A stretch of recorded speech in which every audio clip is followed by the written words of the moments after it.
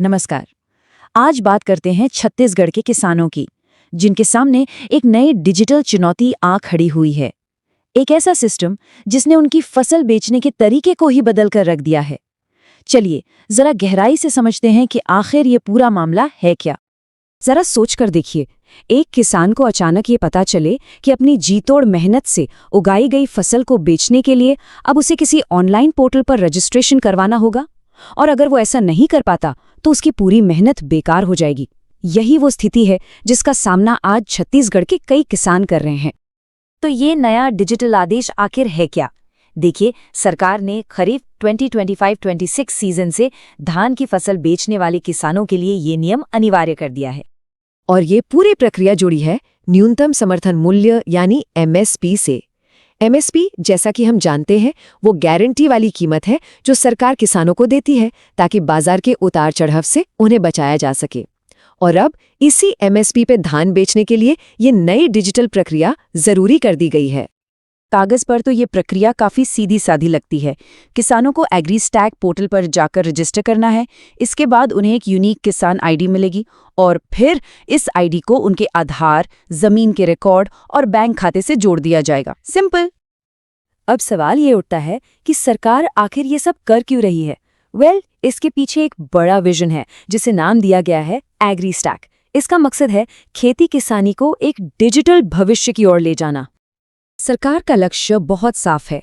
वो देश के सभी किसानों का एक सिंगल डेटाबेस बनाना चाहती है ताकि पीएम किसान, फसल बीमा और दूसरी सब्सिडी जैसी योजनाओं का फायदा सीधे और सही किसानों तक पहुंचाया जा सके। यानी सीधे शब्दों में कहें तो वादा है कम से कम कागजी काम और ज्यादा से ज्यादा पारदर्शिता का। एक ऐसे सिस्टम का सपना जहां सब कुछ डिजिटल हो, साफ सुथरा हो। लेकिन क्या जमीनी हकीकत भी इतनी ही साफ है?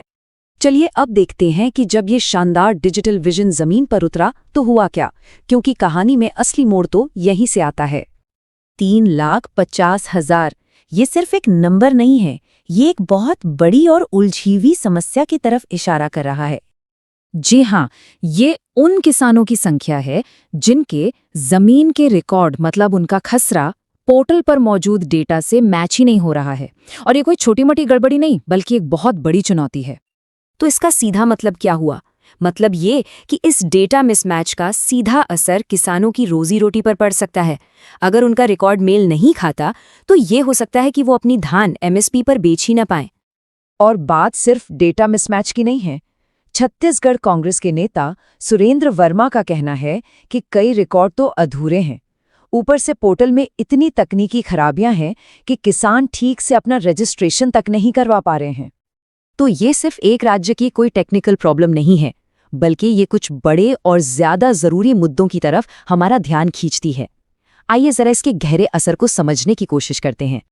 यहाँ देखिए, दोनों ही पक्षों के लिए बहुत कुछ दांव पर लगा है। एक तरफ तो किसानों की पूरी आजीविका है और दूसरी तरफ सरकार के बनाए डेटा की विश्वसनीयता और उसके डिजिटल इंडिया के विजन पर ही सवाल खड़े हो रहे हैं। तो इस पूरे मामले से 3 बड़े जोखिम उभरकर सामने आते हैं। पहला, डेटा की सटीकता का जोखिम। दूसरा, सरकार के लिए एक बड़ी ऑपरेशनल चुनौती। और तीसरा, जिसे हम डिजिटल डिवाइड कहते हैं, यानी तकनीक तक पहुंच की कमी, जो छोटे और सीमांत किसानों को इस दौड़ में और भी पीछे धकेल सकती है। और आखिर में ये सब हमें एक बहुत ही जरूरी सवाल पर लाके खड़ा कर देता है कि जब अच्छी नीयत से बनाई गई पॉलिसीज ऑनलाइन हो जाती हैं, तो सिस्टम की एक छोटी सी गड़बड़ी, एक छोटे से ग्लिच की असली कीमत आखिर चुकाता कौन है?